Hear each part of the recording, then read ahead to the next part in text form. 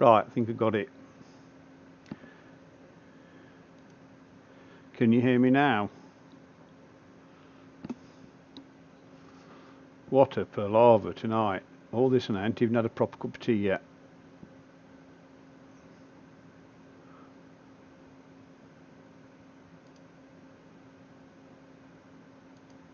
Right, welcome to the stream. This evening it's just a little bit of a tour of the moon, having a look at some of the craters and seeing how the settings I've managed to find that work with this camera. The scope is the normal one, the 300mm Skywatcher. The camera is the ASI 224 colour, and I've got a 3x Barlow on there.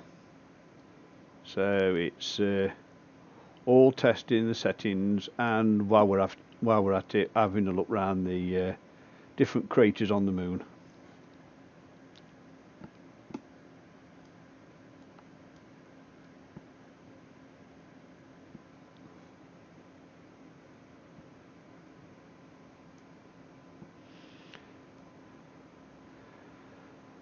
I'll be disappearing shortly because the kettle's just gone click and we need that tea to function. Well, it's still bright sunshine outside, and I'm not sure how long it's going to be before this bit of a breeze dies down, hence the wobbling of the scope on screen.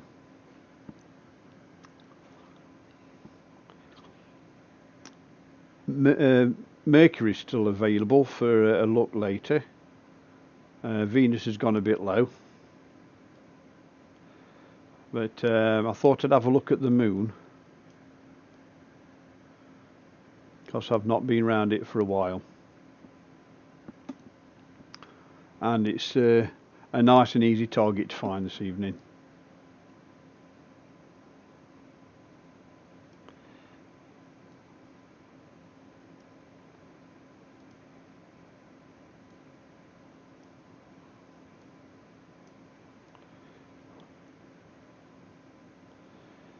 So you can just find the edge, just check the focus, and then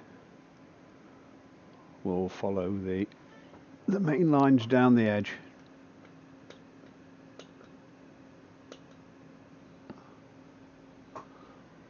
Well, that's about as good as we're going to get with the thermals we've got at the minute. Right, let's go add a bit of speed.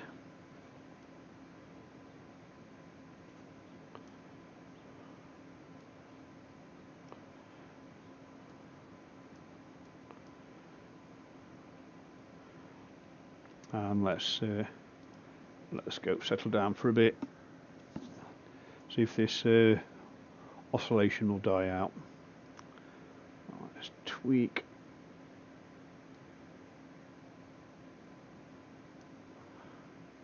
The exposure a tiny bit.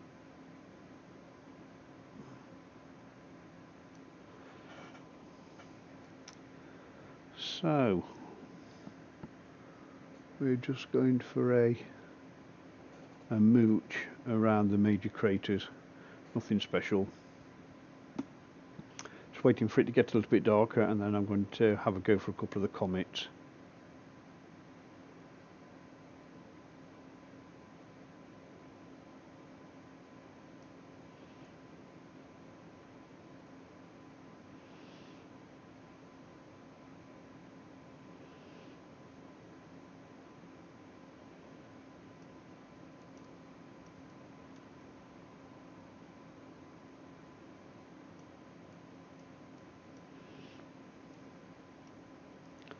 And every now and then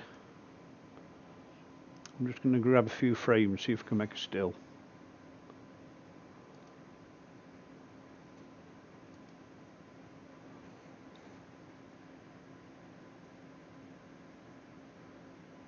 $2,500 frames. Okay.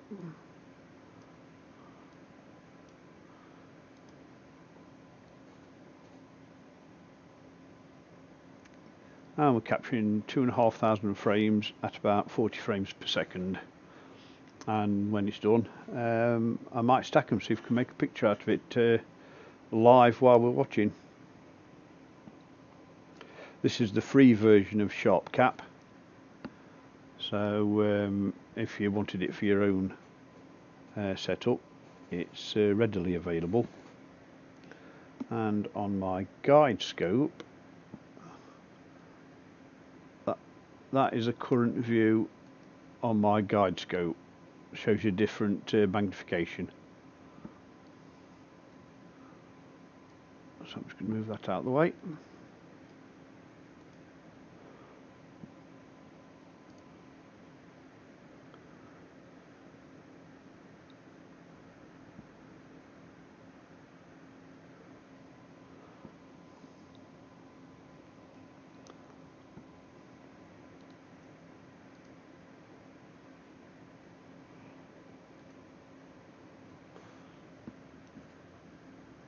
And I'm just checking why we're dropping so many frames again. I think it's a combination of two different sets of software that's doing the same thing.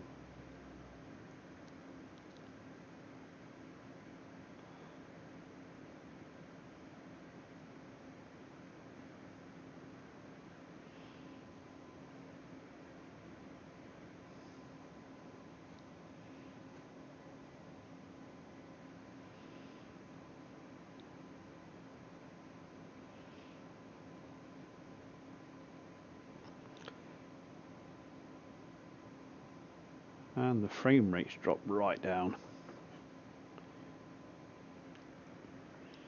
Right, what I'm going to do, I'm going to stop the other camera and see if that will make it capture at a decent speed. There you go, that's that sequence complete.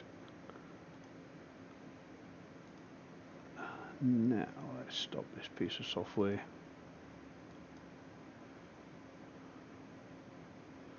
Right, let's start that capture again. And see how many drop frames we get this time.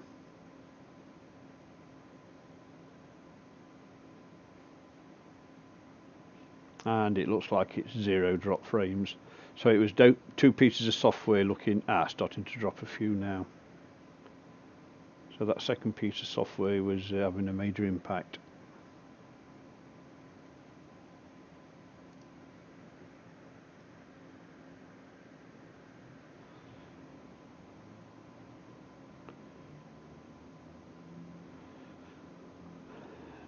.9 frames a second. Let's have a look what's eating the juice.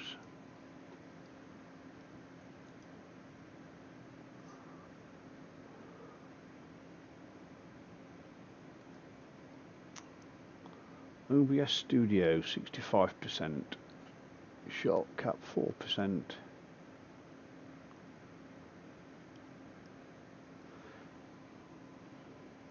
Right, I think what I'm going to do, I'm going to separate Affinity. Is going to put Sharp Cap on two of its own processors, see if that addresses it. So I'm just going to stop that.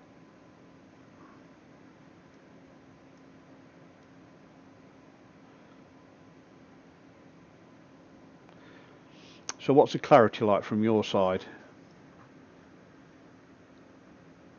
Oh yes, indeed, I will be watching the launch, and depending on the time, I had my camera out because it was going to pass overhead in the UK about 5 minutes to 10, and I had my camera out with the 500mm lens. I was going to try and get a picture of it as it went over.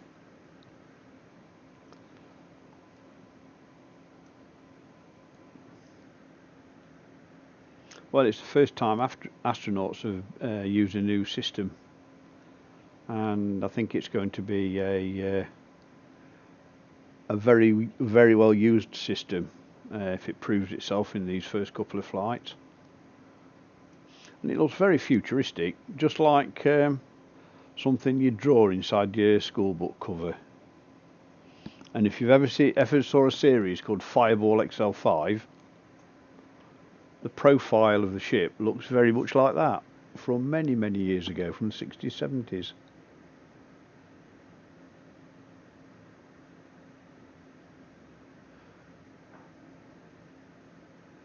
Yeah, the image is moving a lot because of the thermals. It's been a really hot day, and if you saw my location on Google Earth, you'll see I've got roofs all around me. I've got about 20 metres between my back of my house and the back of my neighbour's house across the way, and I've got my observatory right bang in between. So no matter which direction I look, I'm going to pick thermals up in the summer. Winter, it's a lot better.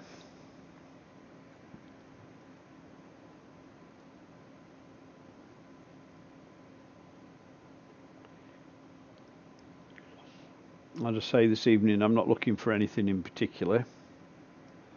I'm just having a mooch round, see what the camera can pick up. And at the moment it's got the Barlow on there. I take the Barlow off and see how it performs.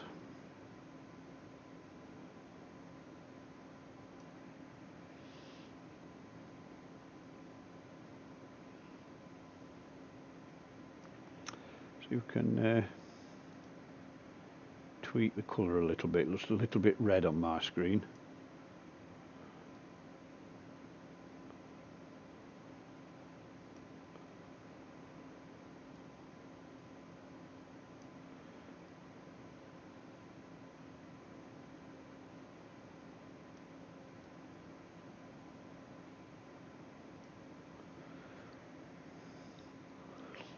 Well, that's what the histogram says. Should be neutral, and unless the sun's changed colour, that's definitely not a neutral colour.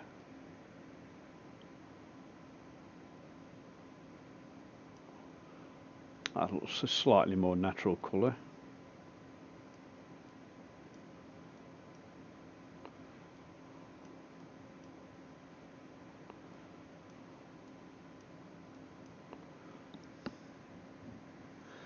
Leave it at that.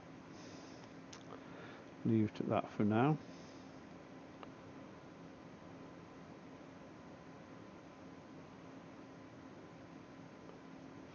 I really should be following progress on the moon map so I could name you these craters. But I personally named that one paw print. 4 toes and a pad. I remember naming that one of the first times I looked at the moon. Paw print.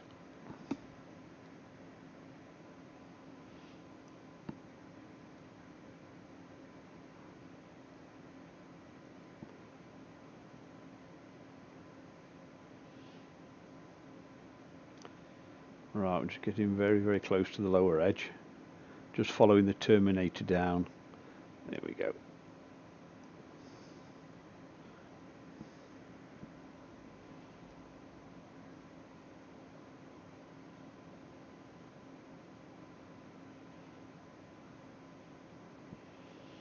I'm not sure if there's any bright stars nearby that we can focus on behind the moon.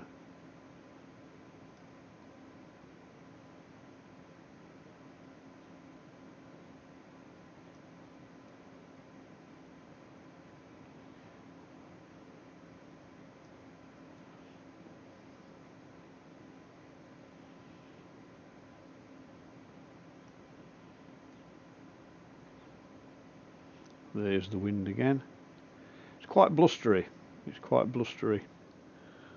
And all the trees are waving outside at the minute.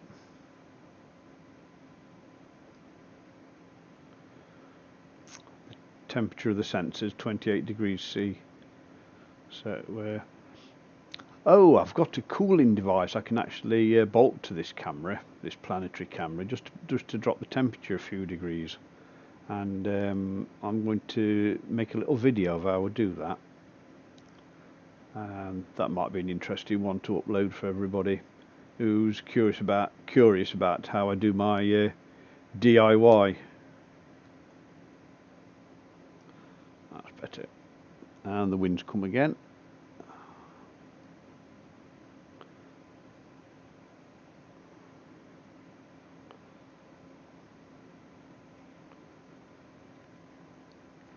Yes, I built a cooling device that can drop the camera temperature down by about 10 degrees from ambient. So whatever the air temperature is, I can drop the camera temperature 10 degrees below that.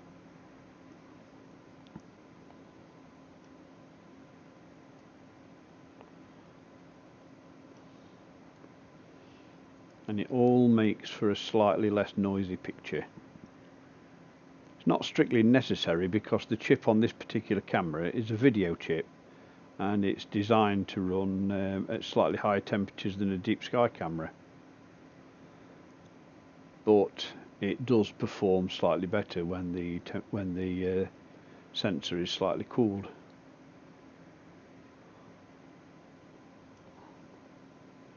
Especially in summertime. I mean, at the moment it's quite solid at 28 degrees. Let me just tweak this focus a little bit.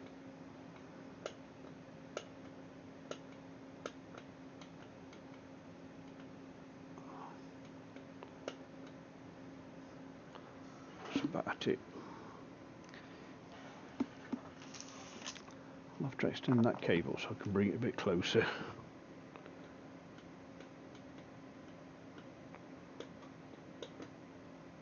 There.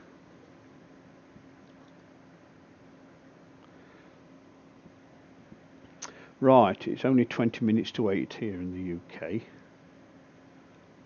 and the sunlight is just hitting the side of the observatory. So I've got the internal fans running on the tube just to try and keep it slightly cool.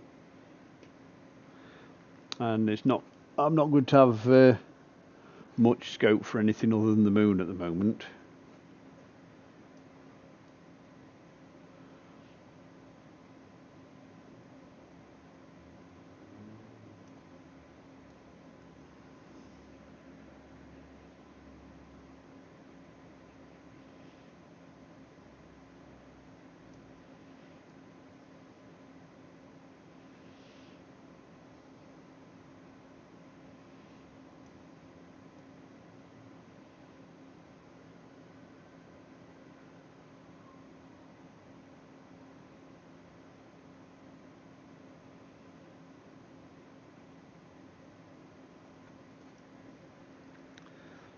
Right, let's see if we can tweak these colours a little bit.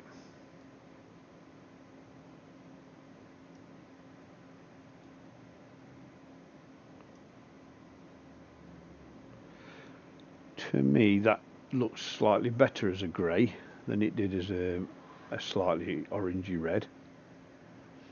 Just tweak the exposure down a little bit, because that's that white there is just overpowering everything.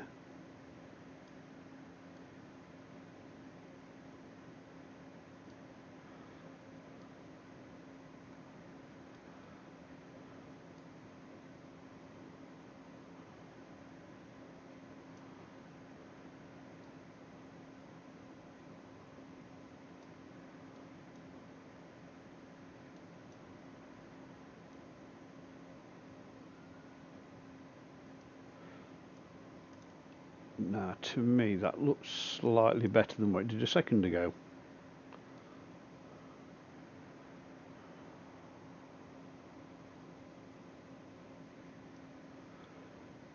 And the focus, I always use the edge for focus. Very difficult to get a focus when you've got a lot of thermal activity outside.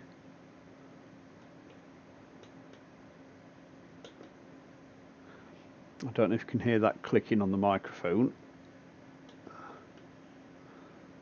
That is the focus button I use down here that controls the motors on the eyepiece in the obsi. So it's my remote control, part of the lazy gazing outfit, so I don't have to keep getting up and going outside. And I've just remembered I've got a cup of tea going cold just behind me. Right, let me just get to this next collection of craters, and then I'm just going to step out and grab my cup of tea.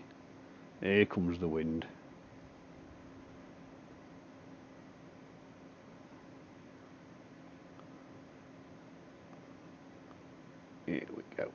Right, I'll leave that on screen for a second, and I'm just going to grab my cup of tea.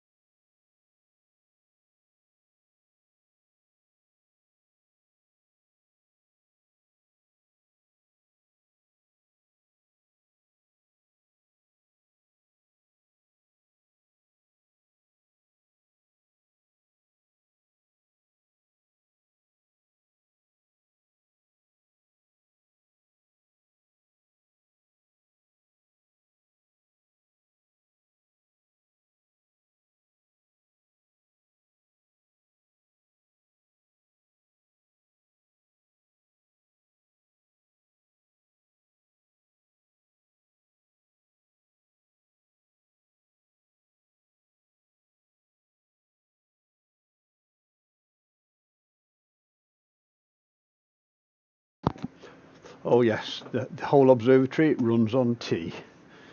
The rumour that it's supplied by electricity is just malicious. It runs on tea.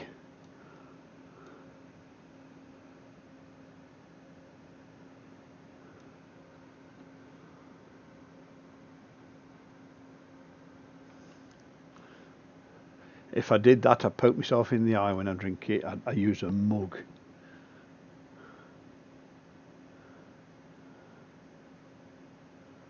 Here we go. And I do believe somewhere around here is the Apollo 11 landing site, sorry.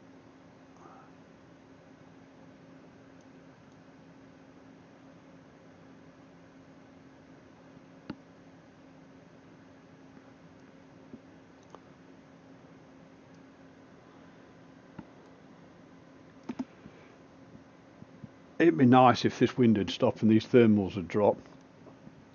I reckon I'd get a nice picture out of some of that.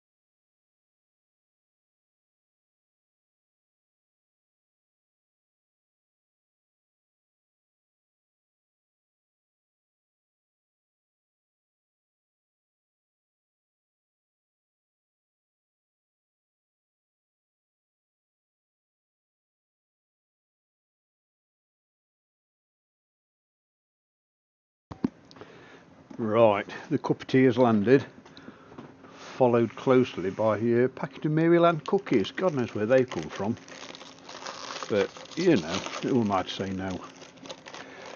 Right, that's drifting quite nicely, so I'm just going to have to let it drift for a second.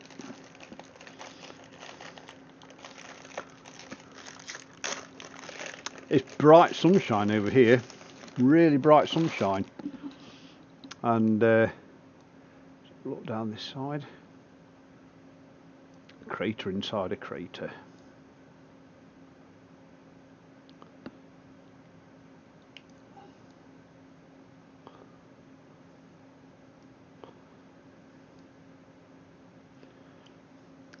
See, if these thermals would just ease, you can get some really crisp images from these.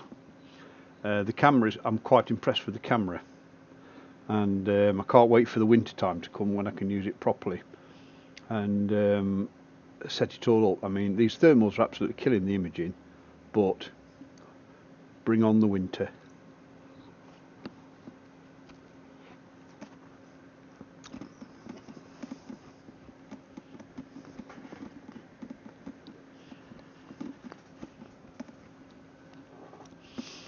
Brighton, nice.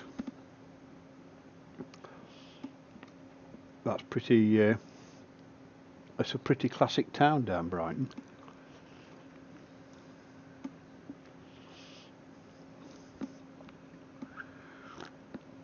Made famous by the Victorians, I do believe.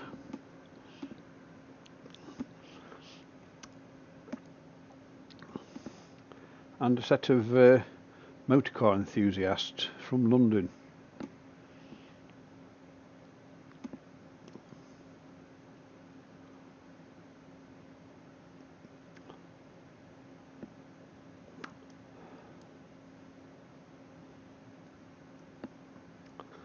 That's Copernicus.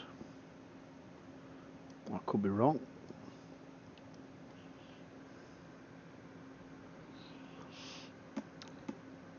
Yes, I remember coming down there on my A65 650 BSA, twin cylinder ex-police bike.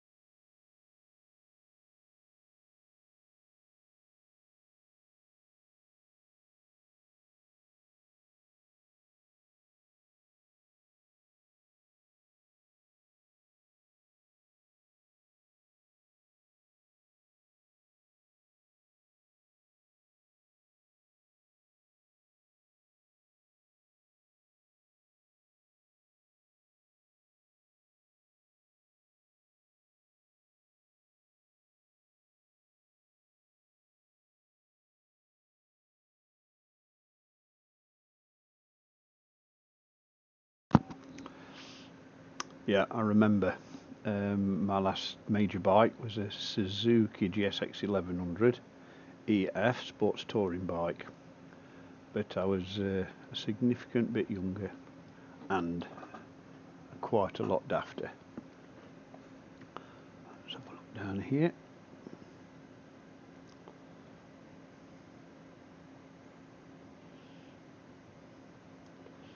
Let's tweak the exposure a little bit, or the gain.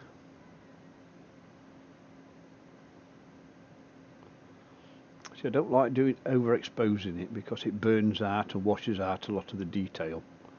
I mean, some of the ridges around the edge of the craters, you'll lose the detail.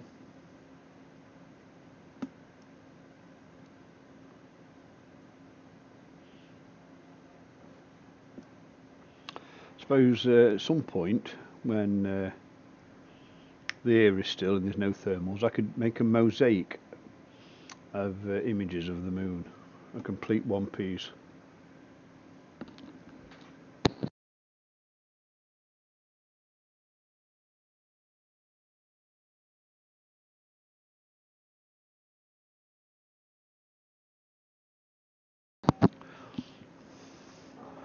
Well, it's going to be dinner time soon, and I've got a pack of Maryland chunky cookies, and it's a really bad combination having a nice big mug of tea and a hunger.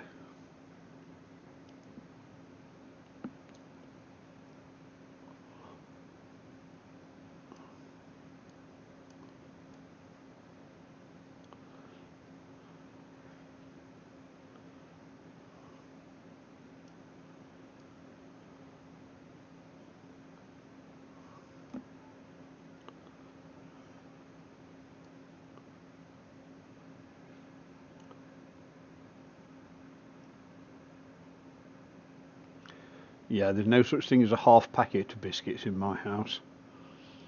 There's either a packet of biscuits or we need biscuits. There's no in between.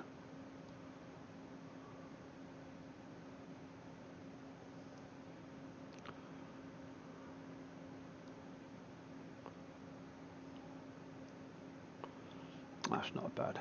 That's not bad.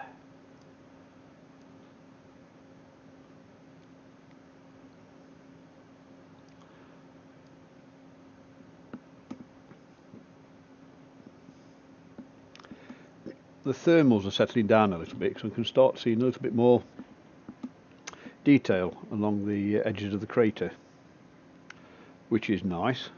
You can see some around this edge here, and it's not so burned out, it's not so washed out with overexposure, and that one is picking up a bit of detail as well.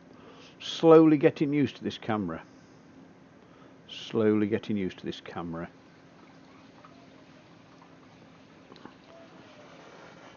So I think by the time I get set up for a session on the moon, when the moon's full, I should be able to control it with reasonable accuracy for colour and everything. Although this is in colour, it's quite washed out at the minute.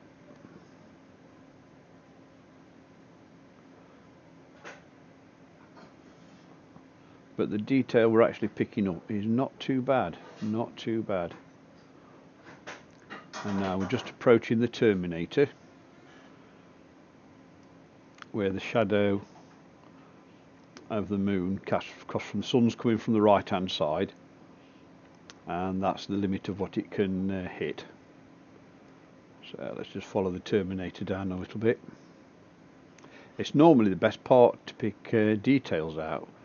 You get to see a lot of contrasting areas, crater edges and rock formations. I mean, that one stands out in the middle of nowhere, but at the moment, even if I bring up the gain, I don't think we can see what's around it now. We can't see what's around it. Little bits of detail.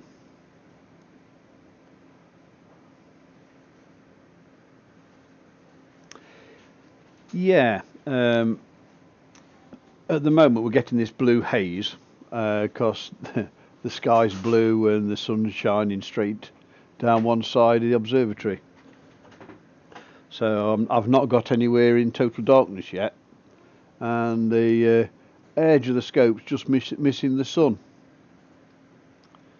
So we've not got any real darkness of any significance. But when it does drop down, there you go, tweak the gain down a little bit, it just brings out a little bit more of the contrast. It's always a juggling act, exposure for contrast for detail.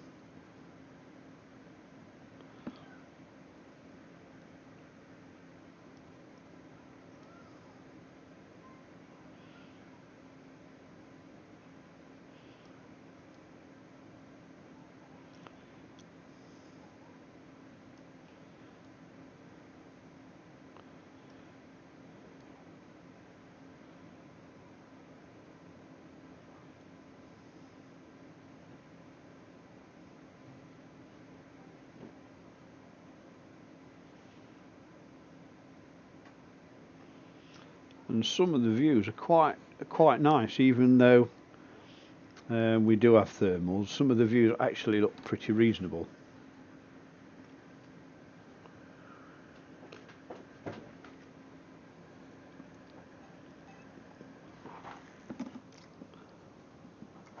That's my daughter holding a packet of battered whitefish in front of me, and I'm just nodding my head, and she didn't spot the cookies.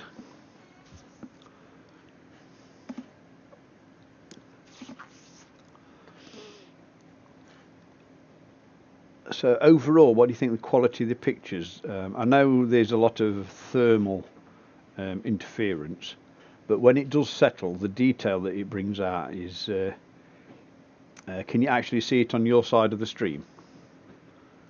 In fact, sorry, I'm going to open up a window so I can actually see. So I can actually see what it looks like on the stream.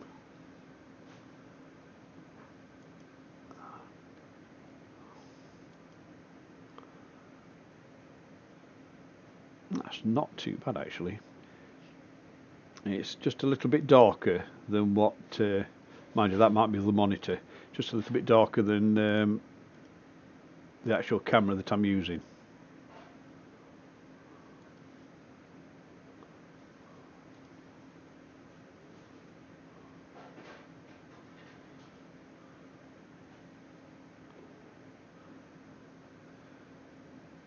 If only I knew how to work this YouTube malarkey, this stream would be so much better.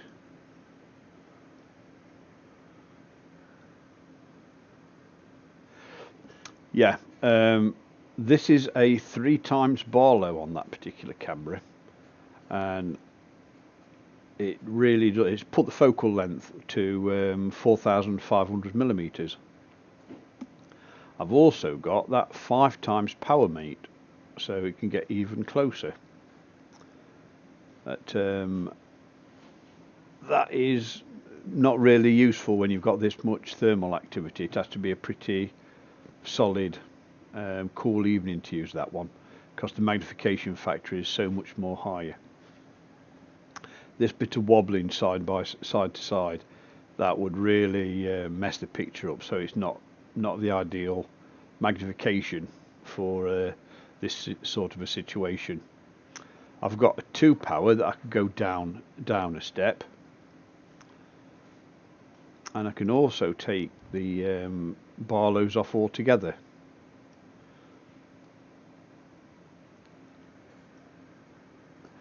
It is getting clearer.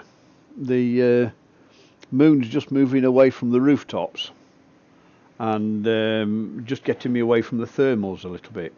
So the clarity is stabilising. I mean, go across to that one there.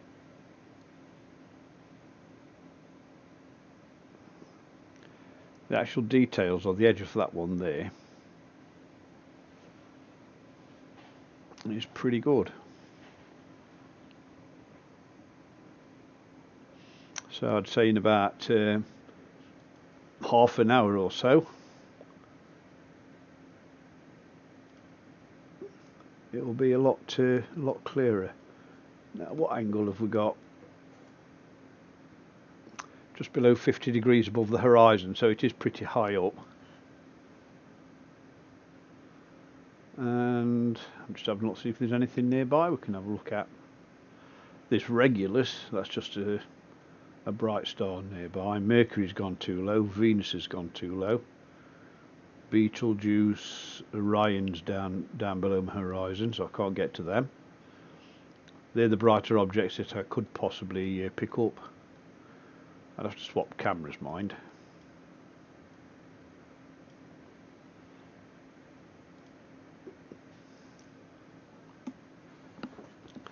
But yeah, it's the image is not too bad at all. Right, let's just carry on moving down a little bit. And I keep forgetting to partake of the tea.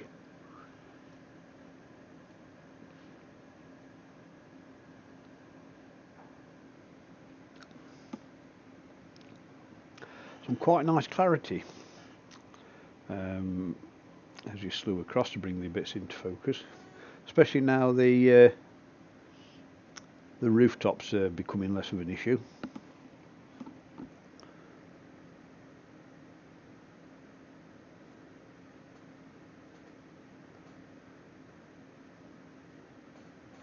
I don't think there'll be many scopes that could actually pick up construction areas on the surface of the moon. Some of the larger scopes with 1 meter plus mirrors, they should be able to pick some detail up, but it's the resolving power. There's a limit of resolution. Okay. Hang on a minute, I've got daughter with food in hand and she needs an opinion.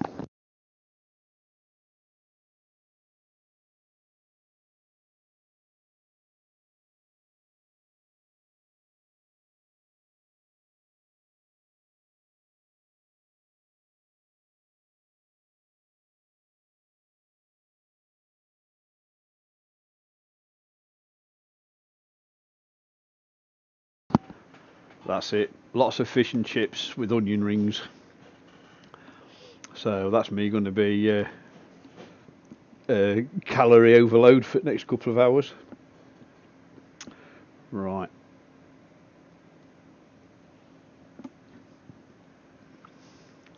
Yeah, the resolving power. I've lost my thread a bit there. My equipment on a really good day with the 5 times power mate and on this tube, 1 pixel on screen that you're looking at now would equate to about half a kilometre, 500 metres, I think. I worked it out once. I think it's about half a kilometre, might be a little bit more per pixel. So it would be almost impossible for me to see anything less than a kilometre across, and even then it would just be a dot. Some of the larger scopes with longer focal lengths might be able to resolve slightly higher, but still it would need to be at least half a kilometre across for it to be picked up, to be indicated.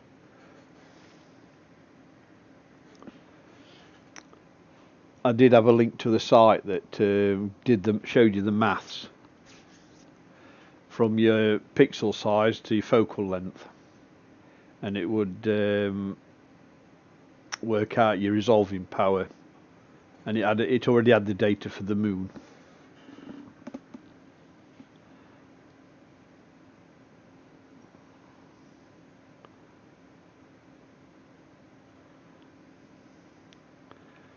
And I dare say once they did have bases permanent on the moon, telescope sales would increase somewhat.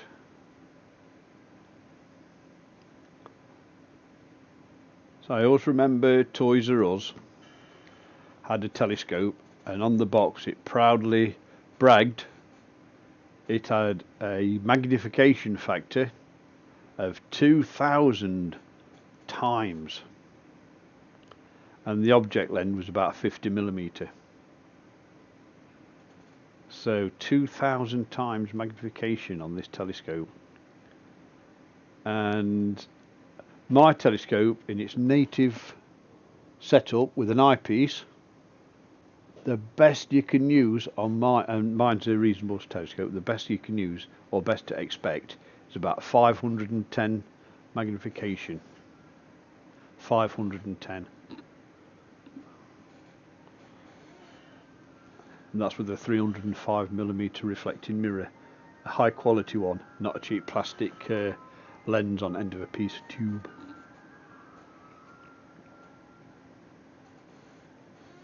Oh, this tea is magnificent. Sometimes when you make a cup of tea, you make it proper and it tastes just right. This is one of those times. I think I should call the channel Cup of Tea and Telescope. Here comes the wind again.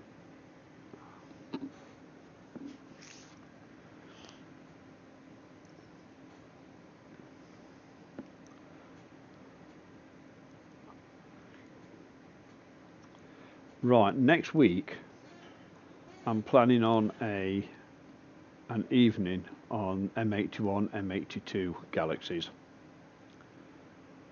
with the Canon 5D Mark II and a little bit of jiggling with framing, I should be able to get both galaxies on one single frame.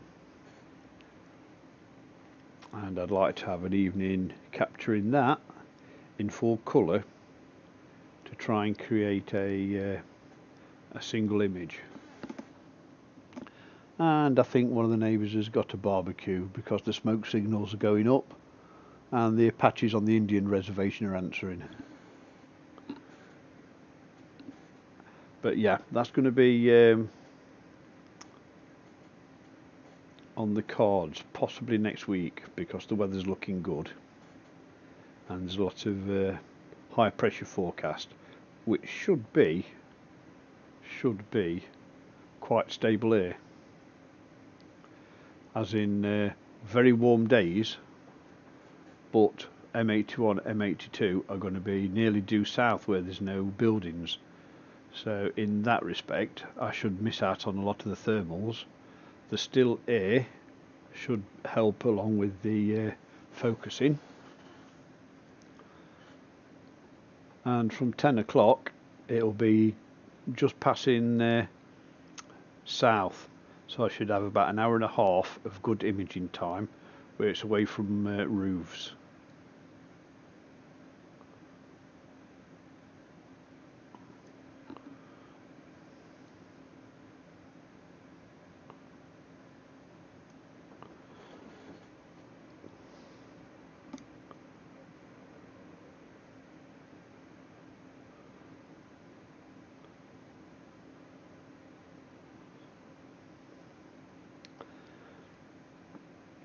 That looks like a snail trail.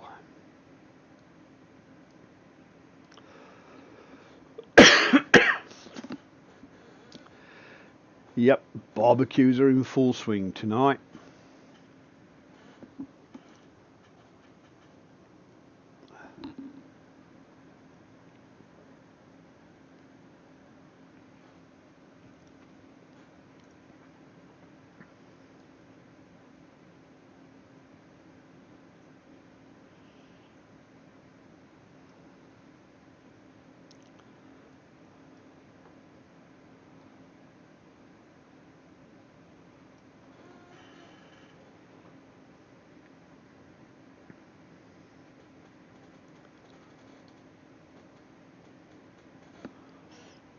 Wouldn't it be great if we actually caught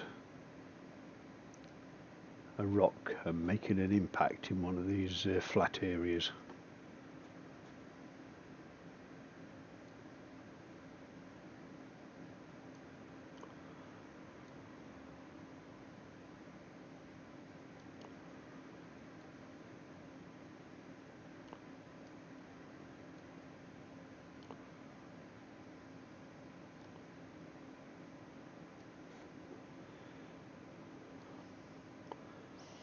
I think there's an alpha male somewhere nearby struggling to create fire. Because the smell of paraffin and firelight is quite overpowering. His status as alpha male food bearer is slipping, I think. But I don't want to go outside and say that in case he's close by, which the smell indicates he might be.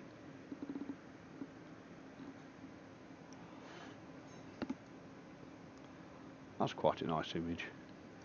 See, it's a pity I can't get rid of these overexposed areas along that crater ridge.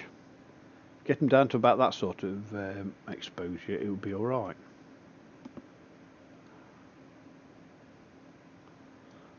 Bring that up, drop this down. Drop this down. Now, I'm not going to get rid of that. I'm not going to get rid of that. And we're just under 40 frames per second.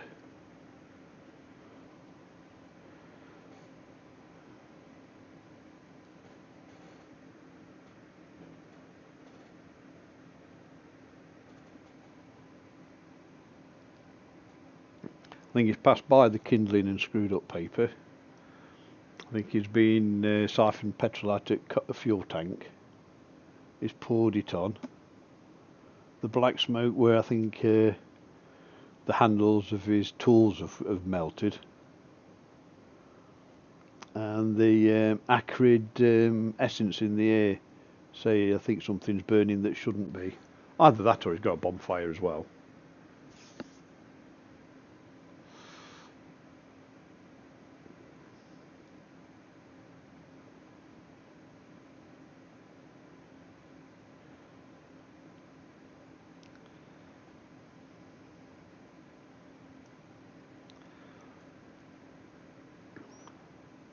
I was always curious because I don't know the answer to this.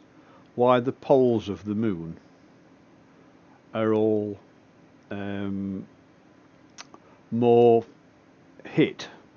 It has a high hit rate. There's more crater impacts on the two poles of the moon than the equatorial area. So if we get to the middle bit, there's a lot less craters. You get the Sea of Tranquility type areas where it's open and flat, and yet as you get towards the polar regions, look at the craters. I mean, you've got crater within a crater within a crater, so it's 1, 2, 3 craters in a crater, and there. So there's a lot of activity down this area, and I've never found out why. I suppose if I went on to the internet and did a bit of research I could find out. I'm actually off work at the minute. I've got a trapped nerve, and it's a little bit uncomfortable sitting down too long, and it's a little bit uncomfortable standing up too long. It's one of those situations where if you find a comfortable position, you hog it, you don't move. And actually last night I had a proper night's sleep. The night before was an absolute nightmare.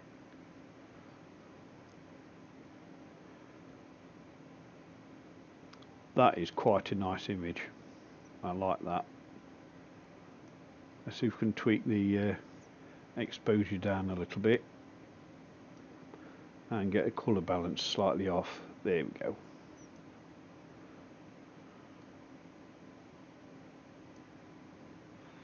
That's not bad. That's not bad. Yep. Yep. These are small gardens over here, so if you had a bonfire, it'd be a house that you'd be burning. That's why barbecues are so popular just on my street, next street along. That is quite a nice image. Quite a bit of detail in that. Focus has settled pretty much on that. You can tell we've just come away from the rooftop of the house and we're over open space. So the thermals that was interfering about an hour ago are virtually gone. The image is quite stable now, apart from the wind, which I can't really do much about.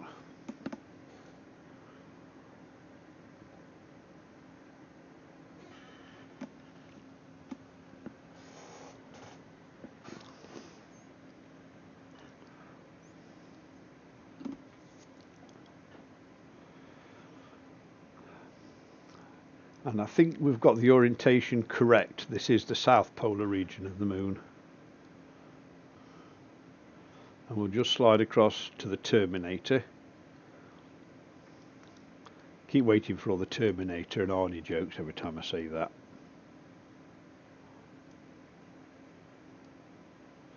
And look at all these craters just here. Compare that to the central region, to the equatorial region. Such a marked difference in number of impacts.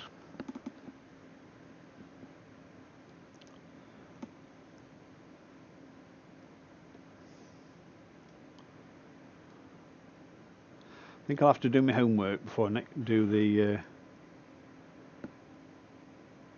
next lunar exploration. Just tweak the settings a little bit more.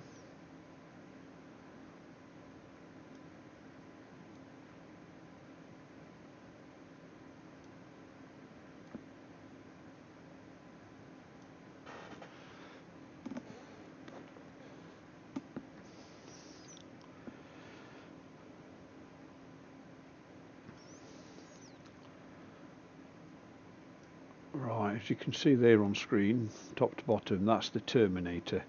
That these ridges here are the extent of what the sun can reach in its current position.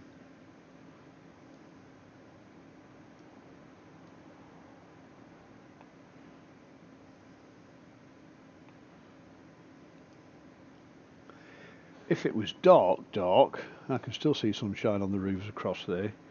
You could overexpose the camera and still pick up the surface detail of the moon, but it has to be properly dark for that.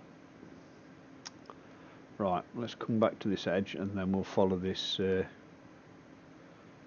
perimeter up to the top again and get to the equatorial regions and see the difference in crater impacts.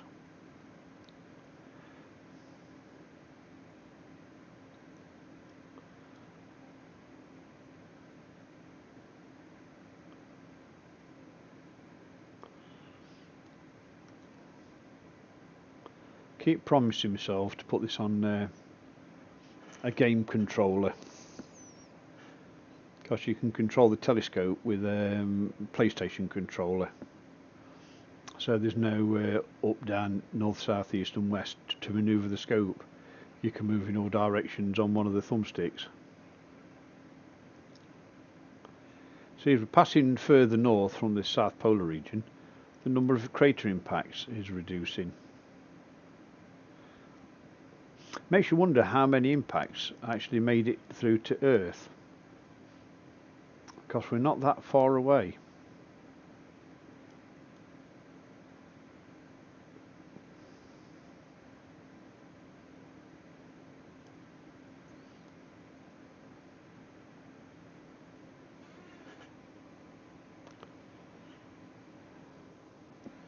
And there's the wind plane joining the game again.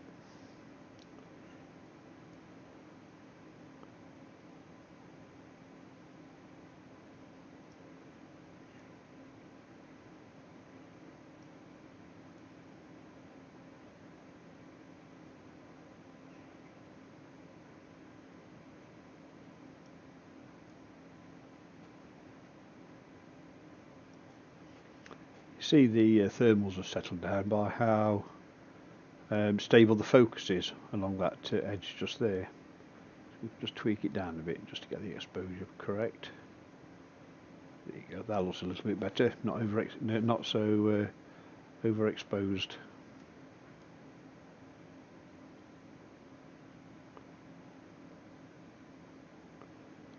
There we go. The details really starting to come through now. The thermals have dissipated and are away from the rooftops. I mean, the details of the ridges across there is quite nice. You can see the colour pulsing. That's with the cloud. The sun's actually bouncing off a roof straight into the telescope mouth. So that's going to be affecting the amount of light hitting the sensor. That keyhole there, look. We've got a key that fits that.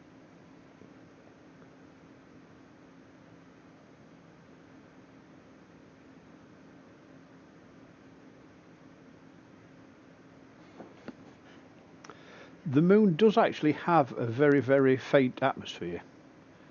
Nothing that would support anything like life or anything, but it is a readable atmosphere.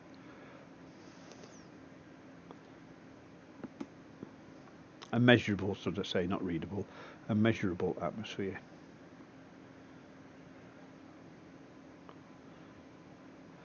Look at the I know these are caused by these are volcanic fields. This is a lava field. That's why it's all open and smooth.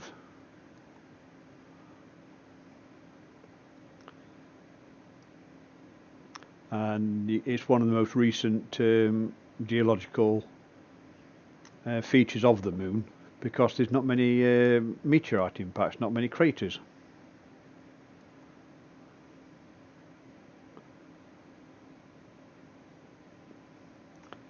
And look how stable that's become there. compared to what it was like 20 minutes ago.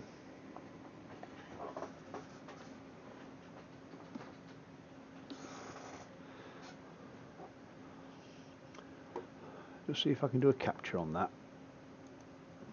2,500 frames. I'm expecting to drop a lot.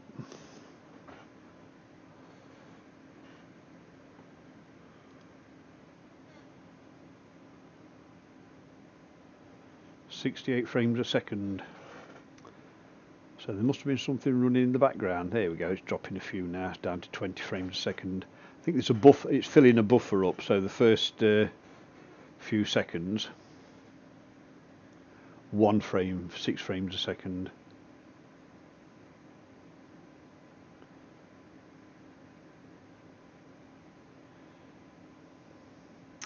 I know what I'm going to do. I'm going to reduce the frame size. When that's finished, I'm just going to reduce the frame size, then it'll get a really fast frame rate and hopefully no dropped frames.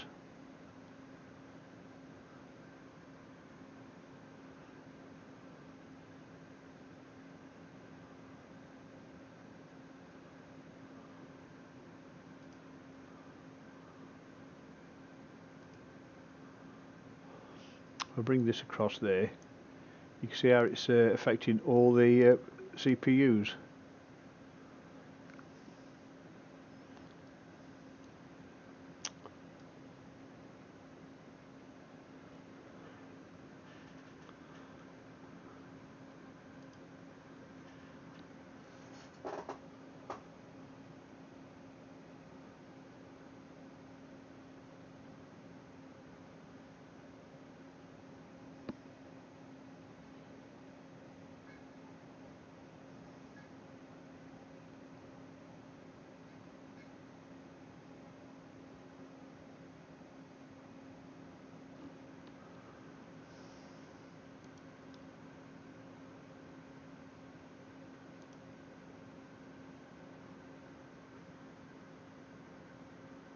It's 8 core, 16 threads. It's Ryzen 7 3700X, and I've got 16 gigabytes of RAM in here. So it's not exactly a slow CPU.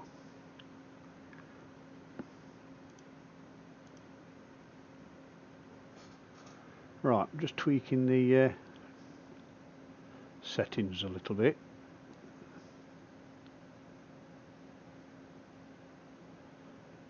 Because that looks a little bit better than what it did a second ago. Let me just have a capture now. See what that does.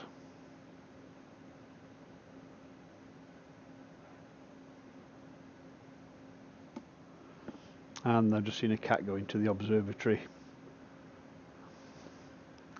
I remember one evening doing something like this, the scope went all over the place, cat jumped on top and sat on the weight bar. I think that setting might have assisted.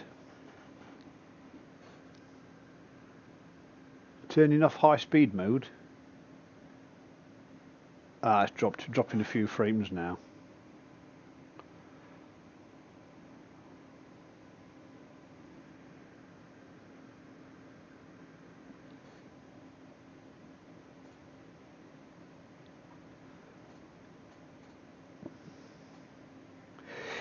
Yeah, it's water cooled and everything, and I built it just for the telescope and streaming.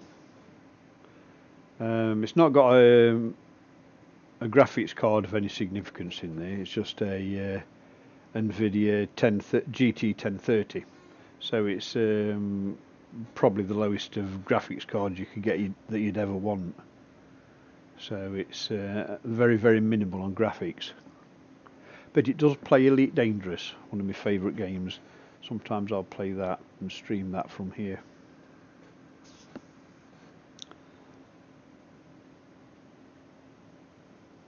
Right, once this capture's finished, I'm just going to change the viewing area. There we go, that's done. Let's have a look. So we've got RGB8. No. It's not finished yet, is it? Yeah, it has finished.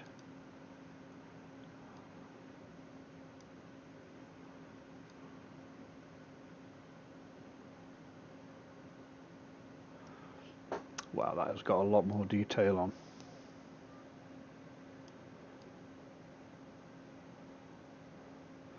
That's got a hell of a lot more detail on, that has now.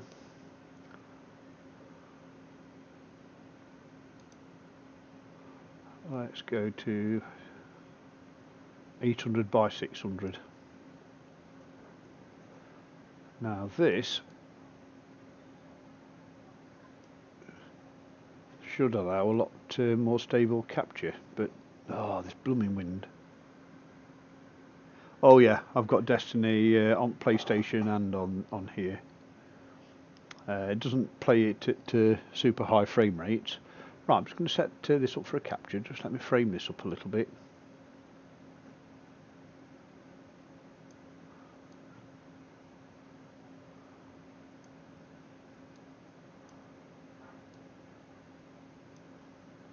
Right, just see if I can do a quick capture on this. See how many frames drops on this one.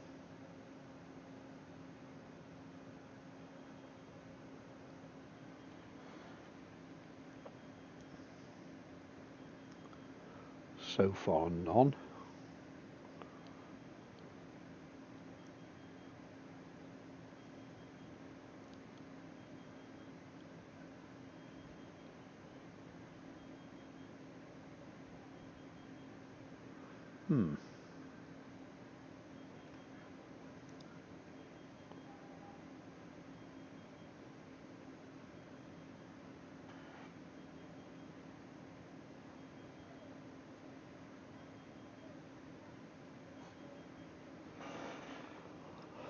That's not dropping any frames at all on that resolution. The wind again, damn it.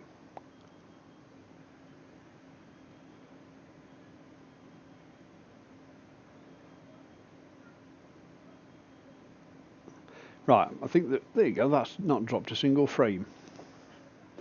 Right, I think that resolution there, that size of image there, is the best one for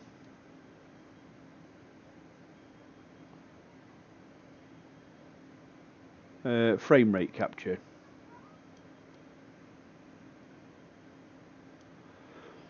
So let's have a let's put it back onto the mono 8 raw 16 raw 8. What does raw 16 look like?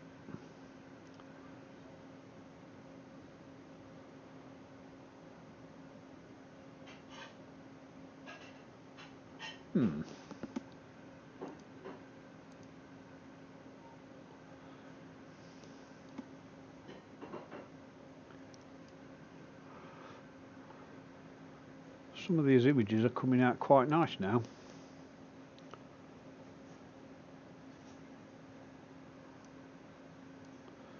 If the wind had just played the game and move out of the way.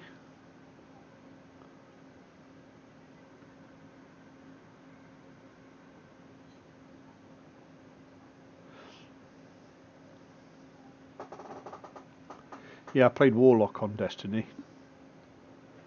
My daughter's played Hunter, and the other daughter played Hunter.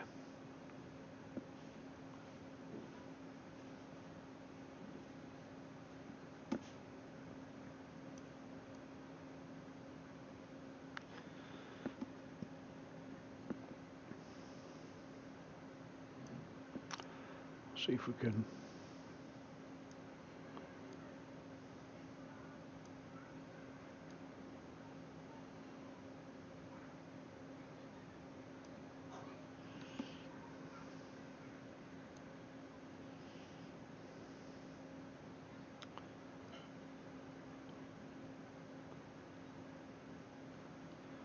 Just tweak that focus a little bit.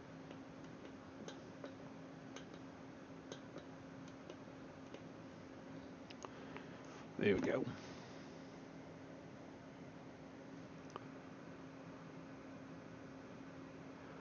Okay then, Samurai, catch you again soon.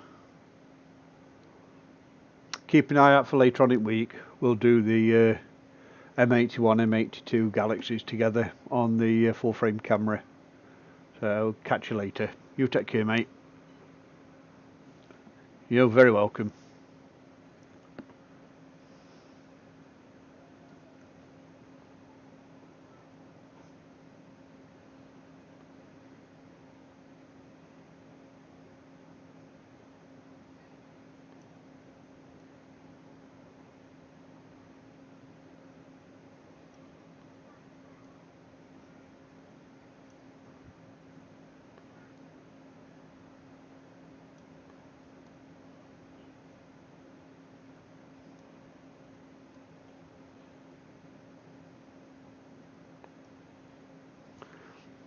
If just that wind would leave me alone for 5 minutes.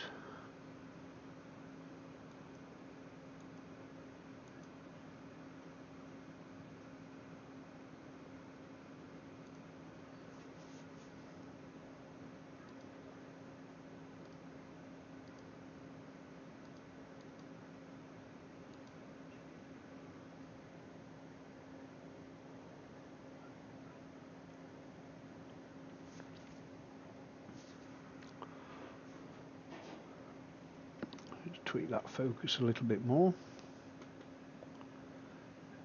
Just starting to pick up some details along the crater faces. I'm just going to try and do a capture on that. 2500, and we normally get about 500 in before we start dropping frames. I think that's at the point where the buffer's full and it can't transfer the frames to the PC fast enough.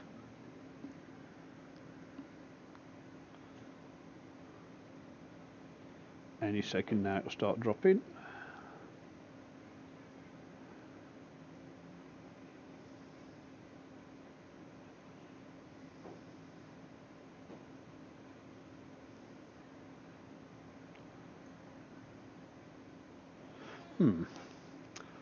Possibly because we swapped to raw data, which drops a bit of the colour data out.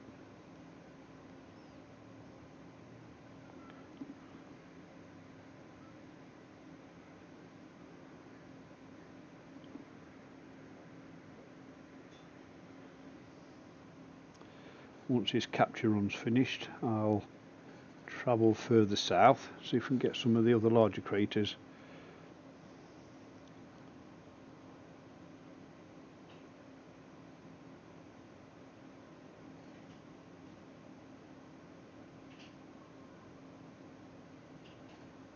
There we go. Right, just move across and then we'll just start heading south in a second.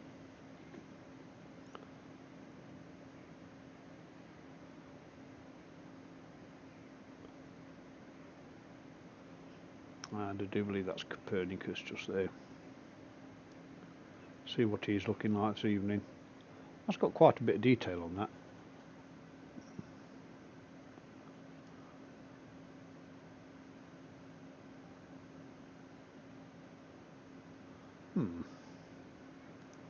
What do you reckon?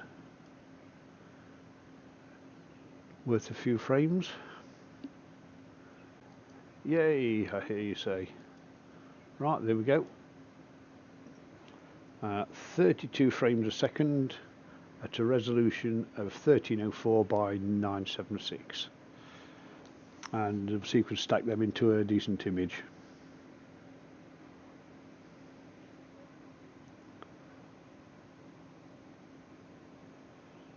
And so far I've not dropped any frames like last time. I think because I've changed down to RAW 8 from RGB 24. Hey, anything? Nice to see you again, mate.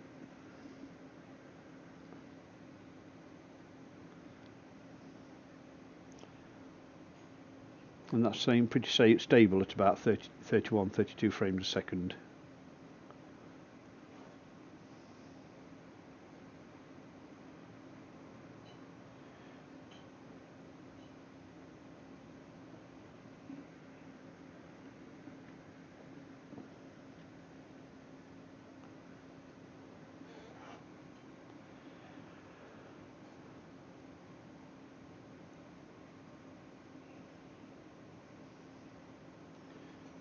We come to 2,400, 2,500 frames. There we go. Right, let's continue moving south, see if there's anything else of interest. Now all these I'll turn into still images, and I'll show them on the next stream. So I should have a collection of about half a dozen images from this evening, or should I say this afternoon, because it's not even dark outside. See if we can tweak the gain on this, see if we can see a bit more.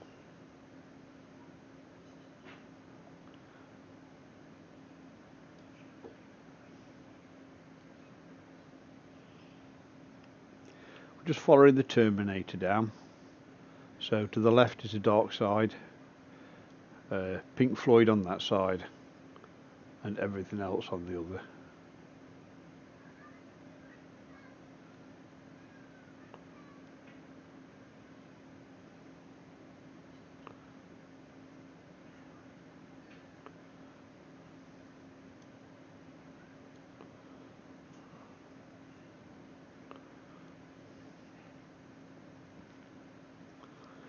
Just shout up if you see an area that you'd like to see in a still image, and I'll stop and I'll do a capture run.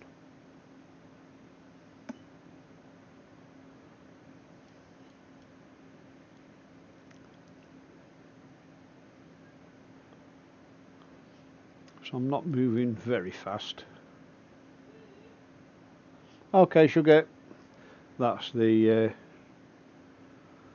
call to food.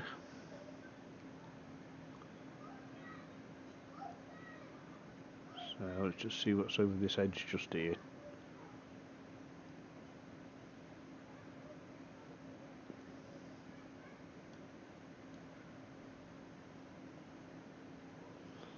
There, that one might be a likely candidate for a short capture run, don't you think?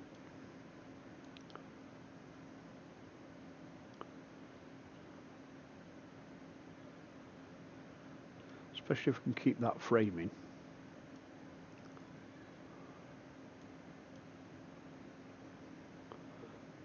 Right, just let the scope settle down a second, and I'll start that capture.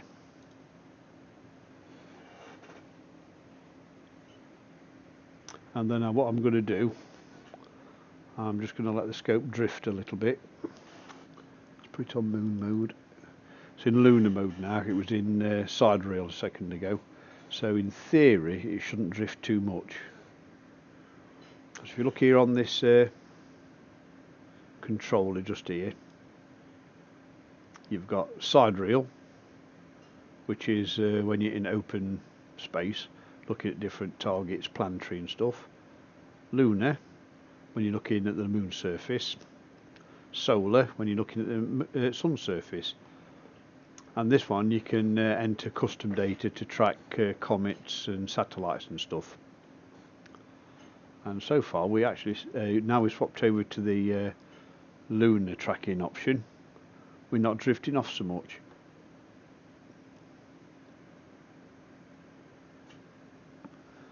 So we're just going to cut just past 2,000 frames, not dropped any frames.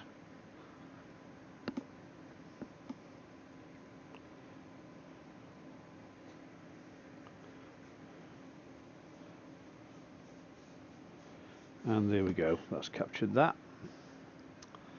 Let's go a bit further down, find something a little bit more interesting. I'll leave the camera tracking on that, then I'm just going to slip off and eat some fish and chips that my daughter's just cooked.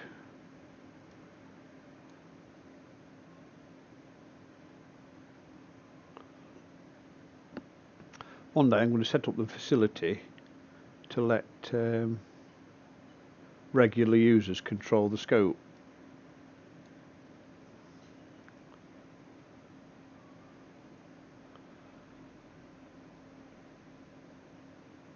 There we go. Just leave it on this area just here, some of the larger craters.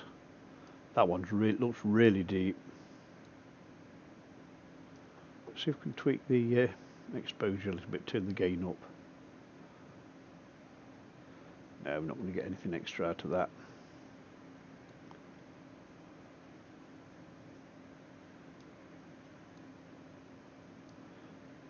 move that up a little bit. Right, I'm going to leave it there for a few minutes. I'm just going to grab a bite to eat. We're away from the rooftops, so the thermals shouldn't interfere too much with the view on screen. And when I come back, we'll have a look at a few targets on the surface and perhaps do another couple of capture runs. So just be a few minutes and I shall return.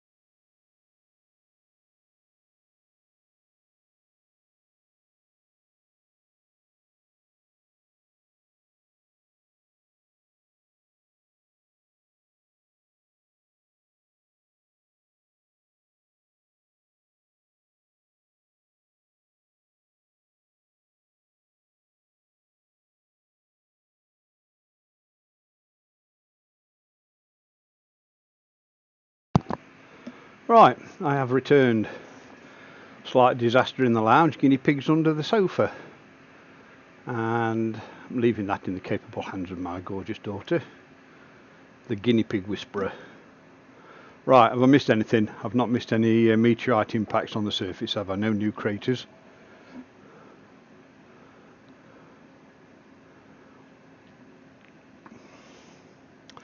Oh, I forgot to say earlier on, if you like what you see, like and subscribe. Hit that bell and you'll get notification when I come online. I come online at any odd time, whenever there's a target and whenever the skies are clear. So just hit that bell.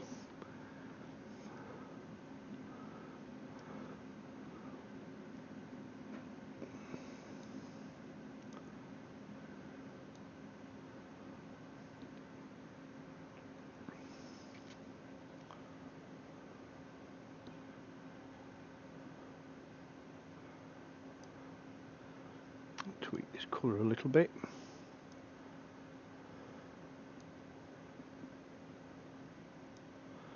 There you go.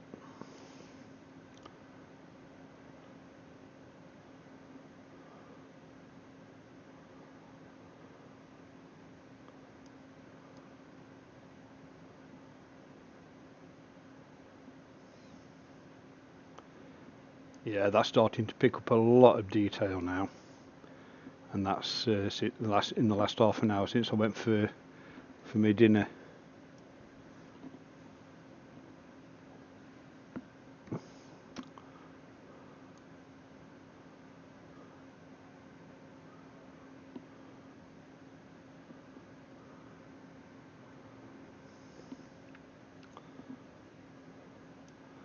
Right, let's just get across so you can pick these double crate across here.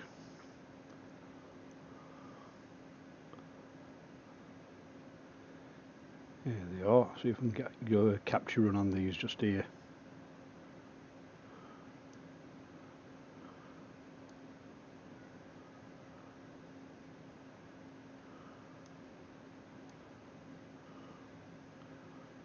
There. Just tweak the exposure a little bit on that. Always seem to get that burnout just there on the lips. So if I can just drop that down a little bit.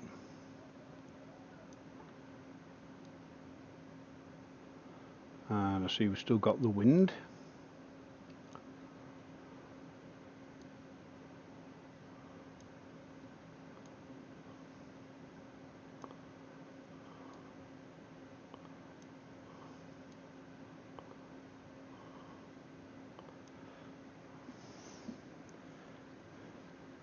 See if I can brighten this area up to the left, and then I'll do see if I can get a bit of a capture going. No, it's not going to do it, it's just going to burn this out on this side. Right, let's just ignore that and just come to this side here.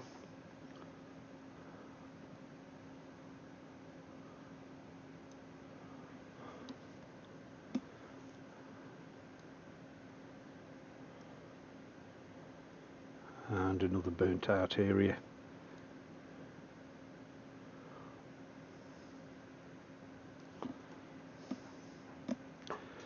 Right, I'm just going to set that one off on a capture.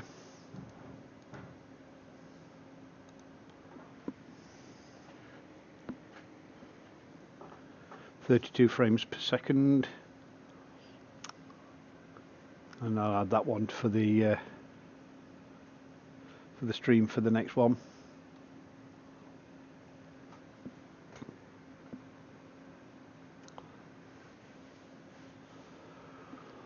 Yeah, as I say, all these images we're capturing this evening I shall be stacking and processing and showing them on the next live stream.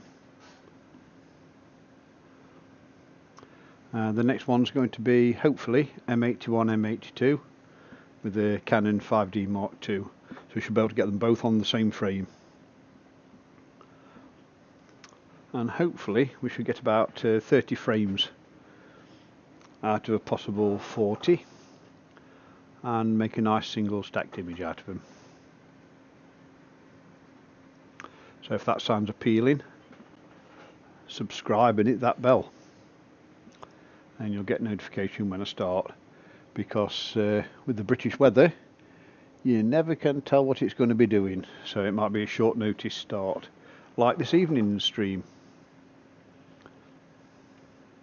It wasn't planned, it's just an opportunistic stream, this one. Right, let's go and have a look further up.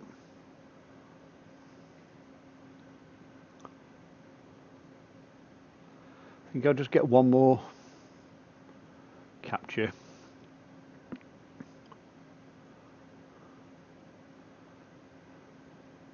And then I might call it at that.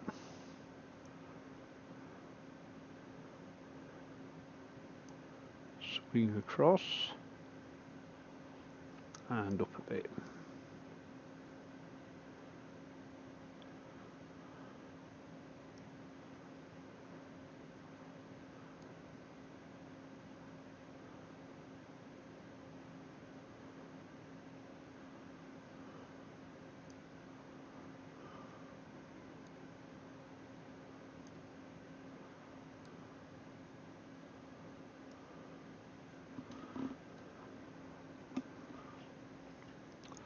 There we go, just do a 2,500 frames on that. I'll end up stacking between 100 and 250 frames out of the capture run. But as long as I've got 100, I should be able to get a reasonable image out of it.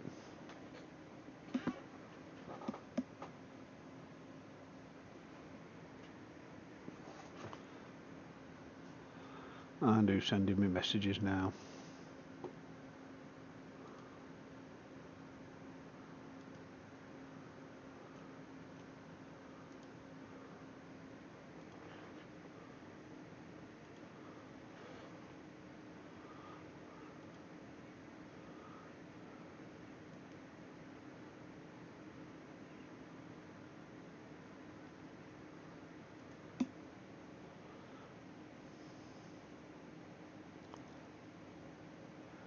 Well, we're not dropping frames anymore. I think that's because we're capturing less colour depth. When we were capturing at RGB 24, we were dropping quite a few frames.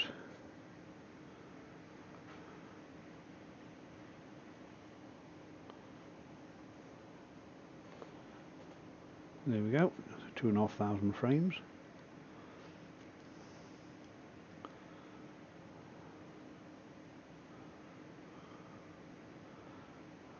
I want to go up and then to the left a bit. And there it is, these two craters just here.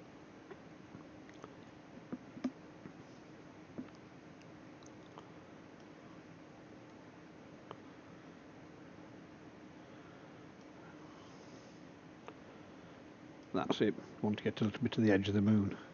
See if we can get some detail, because earlier on you couldn't get any detail along these crater walls. But at the moment it's pretty good. Let's just have a quick tweak on the focus.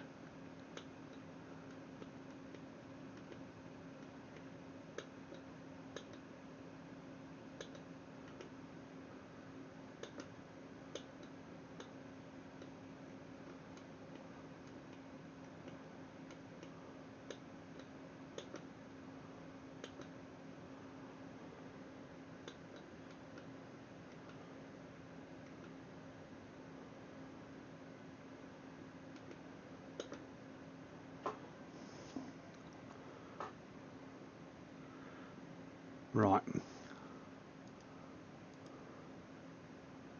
Now before I do it, let's just see if I can tweak this colour a little bit, because it's going a bit orange again.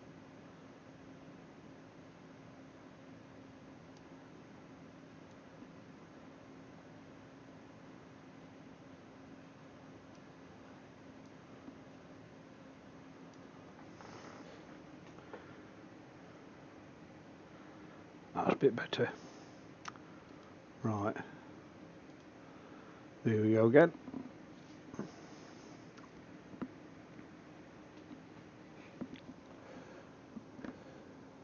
I've got a really proud daughter standing next to me holding a guinea pig that's been hiding under a sofa all afternoon. And he looks a guilty boy and thirsty. Give him some food. I don't know. Guinea pigs, who'd have them? That's quite stable now. Since the scope swung away from the rooftops, the thermals have stabilised and the image has become a lot clearer and a lot more stable. So these short capture runs should resolve some quite nice single images.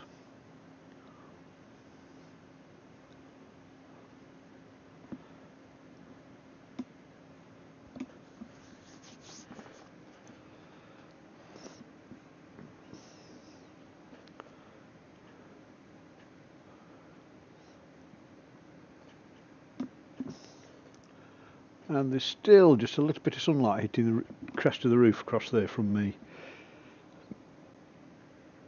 And it's 9:15. There's still some sunshine.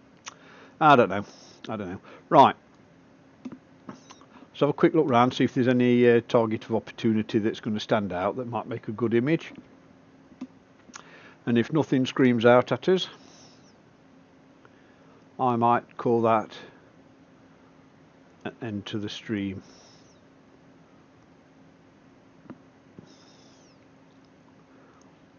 And that's got a nice set of detail. I did this one earlier on, but I don't think it was as clear as this.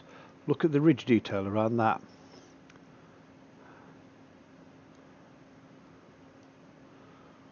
What do you reckon? Worth doing a capture on that. It's wobbling about a bit, that's because of the breeze, but I'm sure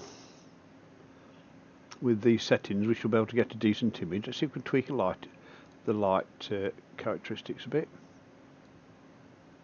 Nothing's burning out too much, just starting to burn out a little bit there and here. Let's see if we can tweak the focus.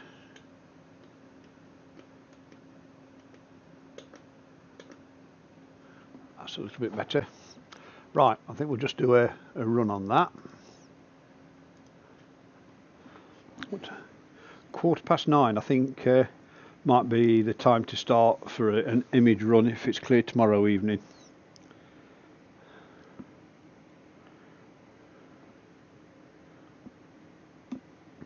So if you're interested in that, I might schedule one for 9 o'clock tomorrow evening.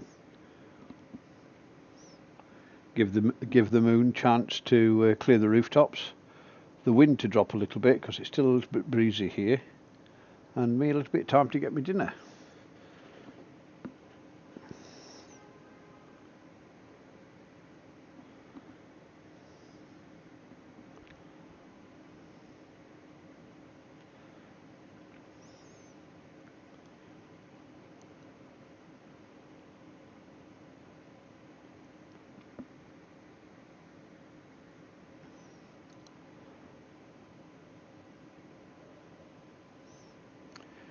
Well, we're running at about 32 frames per second and not dropping any frames.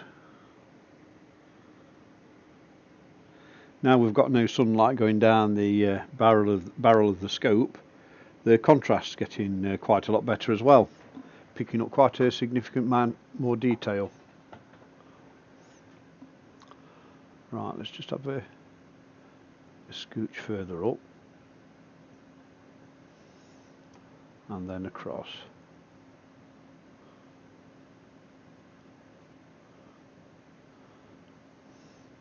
Right, I'm just approaching the terminator.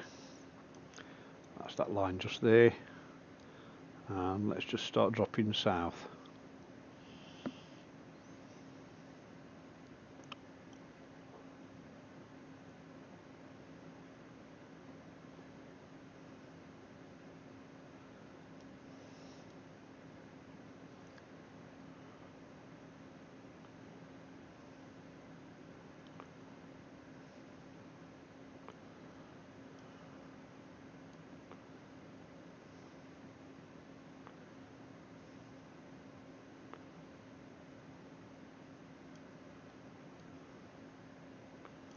I think tomorrow I might get these two in a little bit.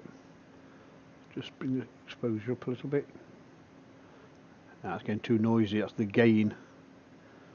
If you bring up the exposure in milliseconds up, it drops the frames per second down. So I'm just starting to get a little feel for this camera because it's relatively new to me.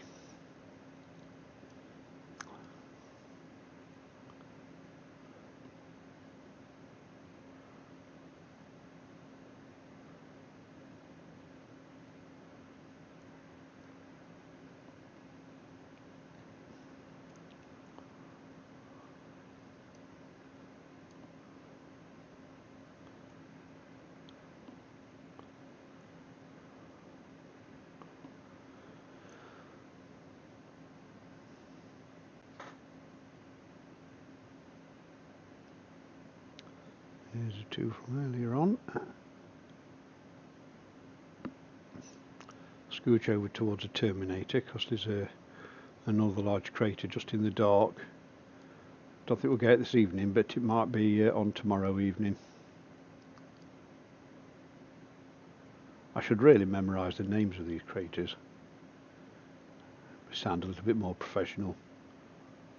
Or I could be lazy and get a picture of it right next to me on other screen.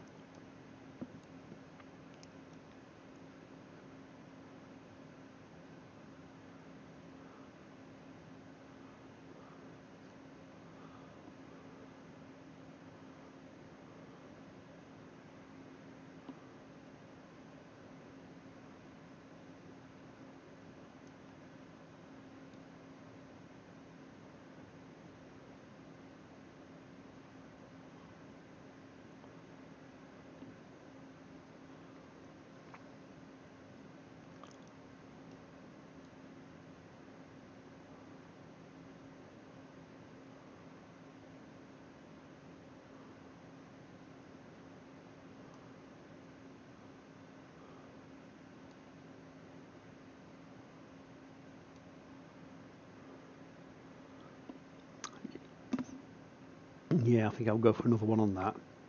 Got one from there earlier on.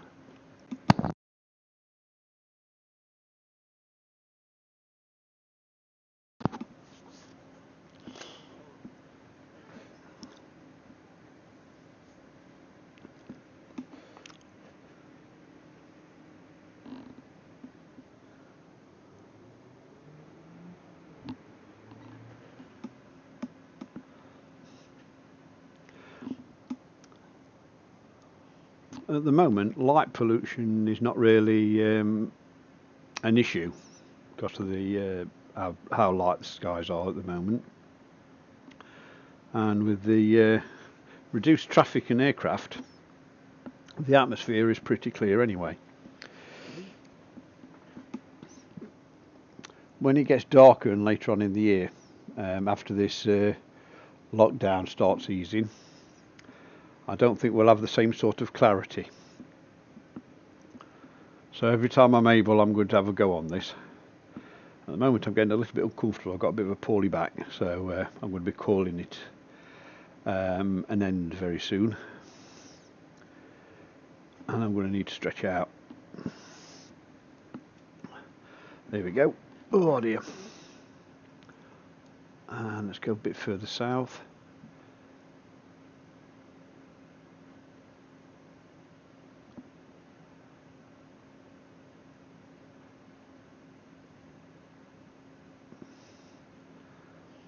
I'm actually sat down in quite a comfortable gaming chair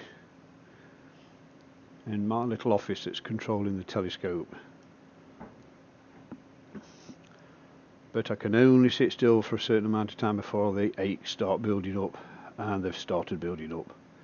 So I'm just going to find one last image, and then I'm going to call it a night or an evening, because it's not that late and it's not that dark. Let's move further up so we get a bit more contrast just here.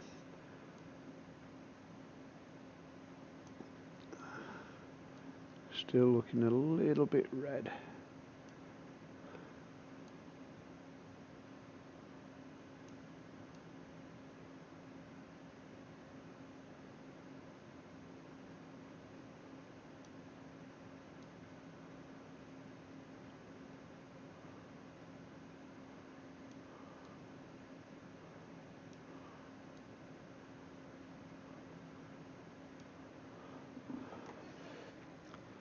That's looking a little bit better on the histogram as well.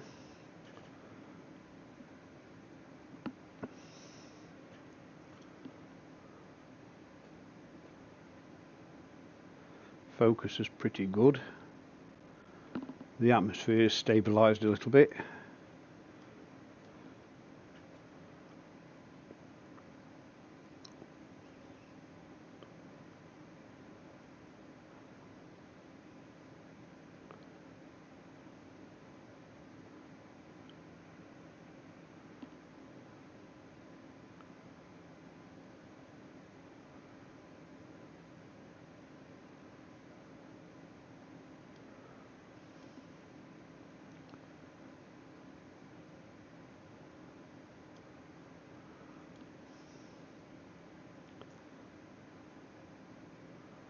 Here we go, that's a very busy area for craters.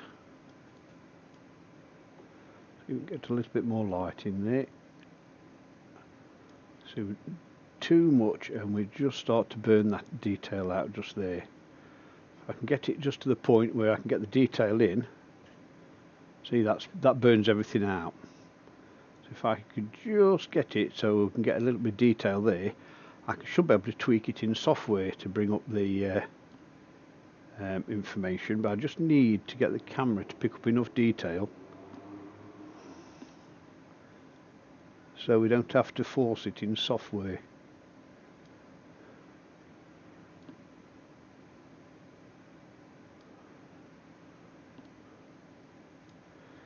Yeah, that's not too bad there. We've got plenty of detail around these ridges just here, look, and all just here. Lots of detail there, and even across this one just here. It's just that bit there that's burnt out a little bit, but we'll just do a quick capture on that.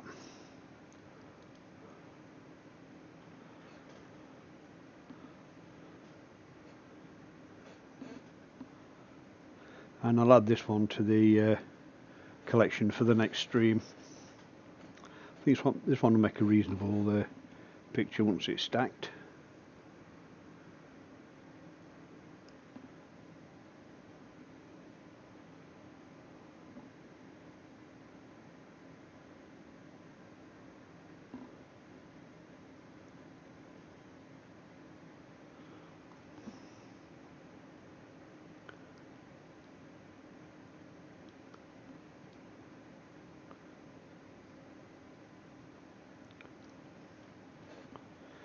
I'll start that one again.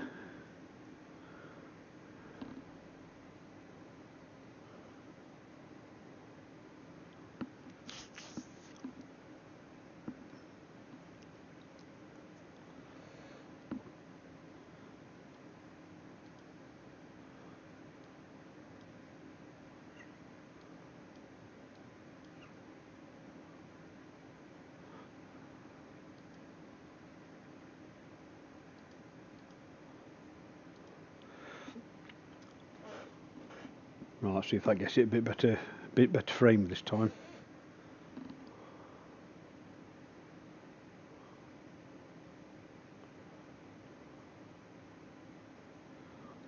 And we're running at 32 frames a second for 2,500 frames.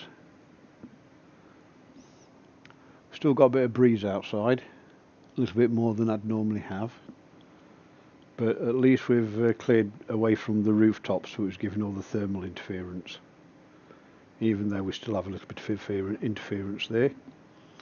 It's not a bad image, it's quite stable.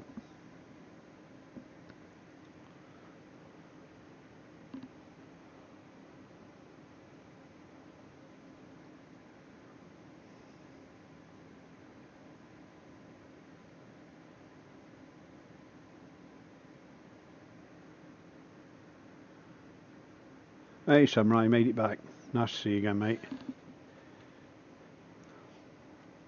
I'm not going to be on much longer. Back's starting to give me a bit of trouble, and it's just when the conditions have stabilised, we're getting some decent images, getting some decent contrast. So I think for stream tomorrow night, I'm going to leave it a little bit later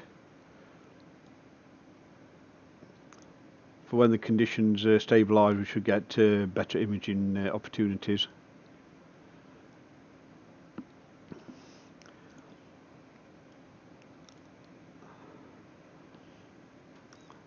Took a couple of painkillers about 15 minutes ago, just after I had my dinner, and I'm going to be a zombie in a bit because they're pretty potent. So I'm just going to finish off on here.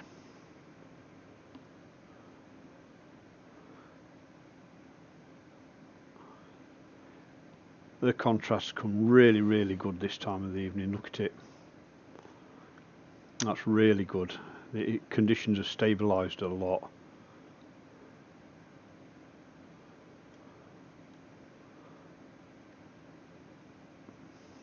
I mean, look at that. Look at the detail. Picked up on that. If I captured that and stacked that, that would make an absolutely cracking image.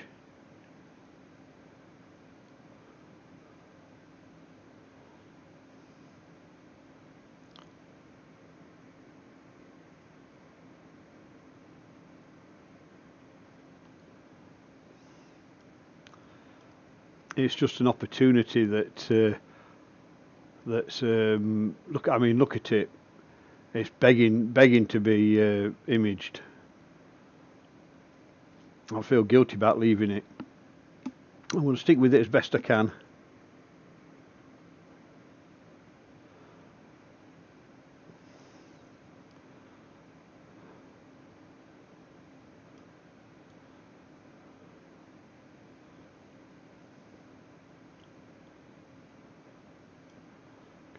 Look at that one there.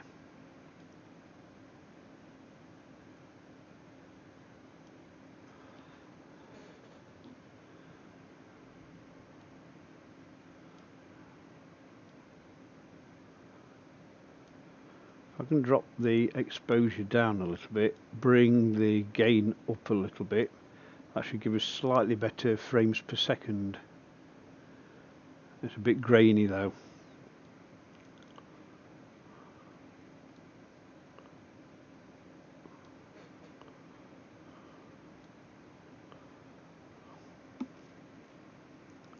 Yeah, it stabilised a hell of a lot from when I first started a couple of hours ago. The conditions have really settled down.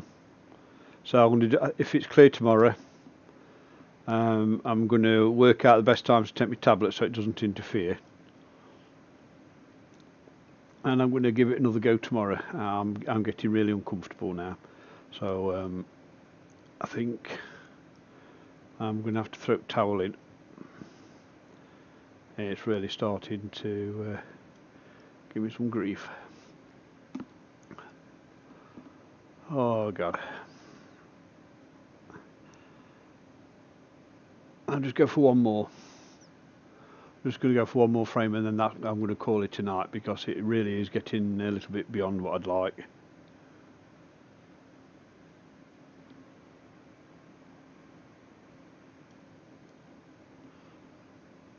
There's that one that I was after earlier on. That's going to be a cracking shot tomorrow, because the rotation is going to be in a slightly different location. We should be able to pick up the bottom, and all the ridges on this one. I've tried to image it before. I've not had it. I mean, just right now, the clarity along that edge there and the contrast is absolutely magnificent. If I can catch that tomorrow night, that's going to be an image and a half.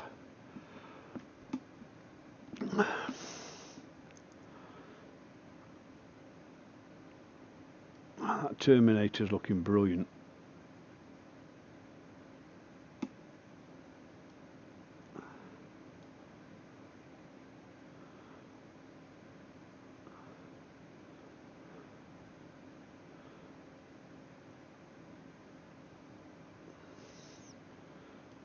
Swing that across. Look at all this is going to come in tomorrow night. I'm just going to keep an eye on weather, make sure we're not going to start too early, and I'm going to make sure I get my timings right for these tablets. Oh, look at it! It's really settled down now. It's 9:30. So if I tell you what, I'm going to start streaming tomorrow about 9 o'clock. Look at this. So I'll make a note. I'll start streaming 9 o'clock tomorrow night, and I think we'll get the best of it, and I'll give it about an hour and a half, 90 minutes or so. And I think we'll have a good session on the moon. I might even get the map out and start getting some names of these craters, because I used to know a lot of them, but it's been a while since I've done any work on the moon.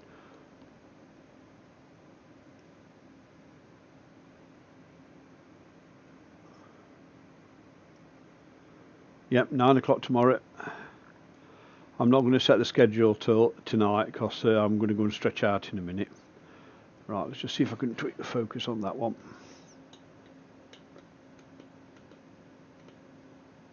So that's picking the detail up around the edge. Right. Oh God, look at it. This is really torture. Not me back. How clear it's gone, how much it's settled. And I've got to go and leave it. Right, we're going to go for this big crater down here.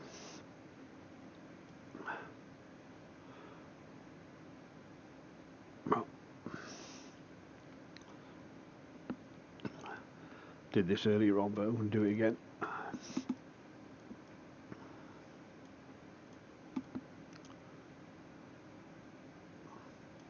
Sorry, it's that way. Not sleep. I've got a trapped nerve, and my legs sort of burning a bit now because I've been sat down too long. I'm just frame this up, and I'm just going to do a run on this one. And oh, frig it, look at it. When you get good conditions, everything's working apart from the bloke pressing the buttons. Look at that. Look at that. Let's get a run on that. Every time I press that start button, the wind builds up.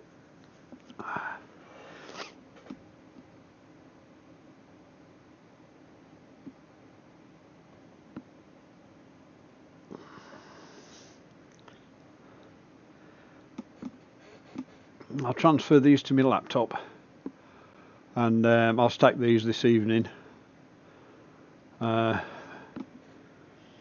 I'll try and get them ready for tomorrow and share with everybody tomorrow.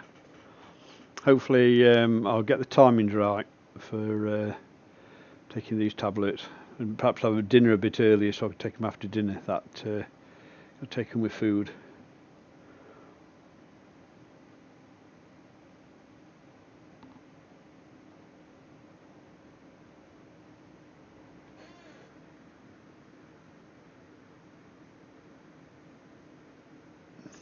I'm on codeine phosphate, 30 milligrams, take 2 of those, and it sort of knocks me out for the evening so I can get some sleep.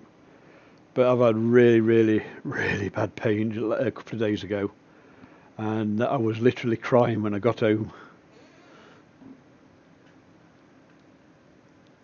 I'll frame this up again, and I'll do another run on this. I like this shot. I like this shot. One more, a bit more. Right.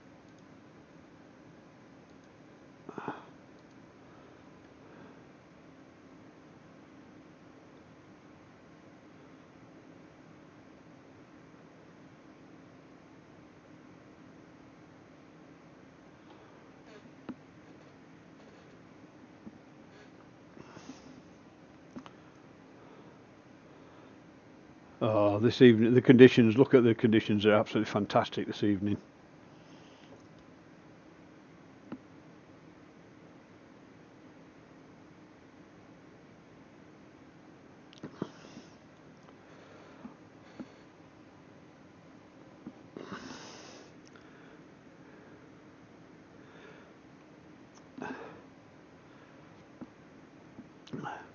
That's I got a trapped nerve in my back and my leg's on fire. My right leg feels like it's sat in a bucket of boiling water right now. and just trying to shuffle around, find a position where it stops is challenging at the minute. And when I tried to get to see a chiropractor for a little bit of manipulation, nobody wants to know because of this COVID jobby, so I've got to wait a little bit.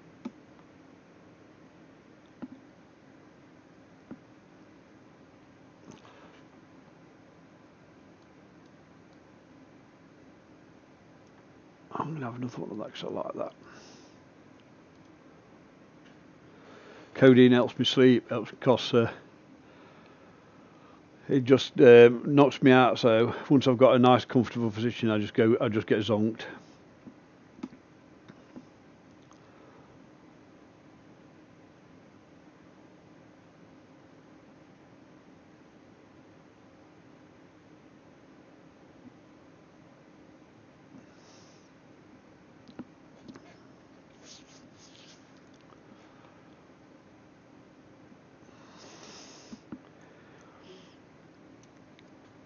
And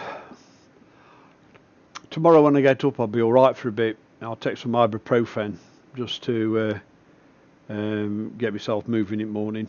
That eases it down quite a bit. I've got a load of exercises I need to do. I'll be doing them in a bit before I go to bed, just to try and free me back up a bit. But sitting down in one place or standing up in one place without moving around too much is never a good thing. Right, that's the last image when it finishes. There you go, that's that one done. Right, we've found the sweet spot on time for imaging. From 9 o'clock onwards, imaging atmosphere stabilizers. We're away from the rooftop, so there's not too much thermal interference. We've got the camera settings that seem to be working for us, but I do need to keep tweaking the red and the blue balance just to make sure the colours are pretty good on screen, because I don't like tweaking that too much in software. So I'm going to call it a night for that. So if you want to set a reminder for tomorrow at 9 o'clock, I'll do a similar stream on the moon. Hopefully I'll find a map and bring up some of these names of craters that we'll be photographing.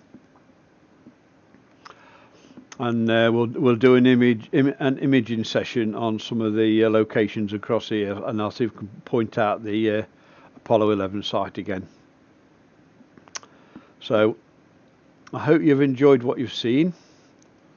If you have, please subscribe, hit the like button, let me know that people out there are enjoying what I'm doing. Hopefully I won't be in so much pain, because at the moment I'm not running on all cylinders. So please like and subscribe, and I'll catch you tomorrow. I'll try and set a reminder for everybody so the stream starts on time. Have a nice evening everybody, and I'll catch you again soon. Have a nice evening.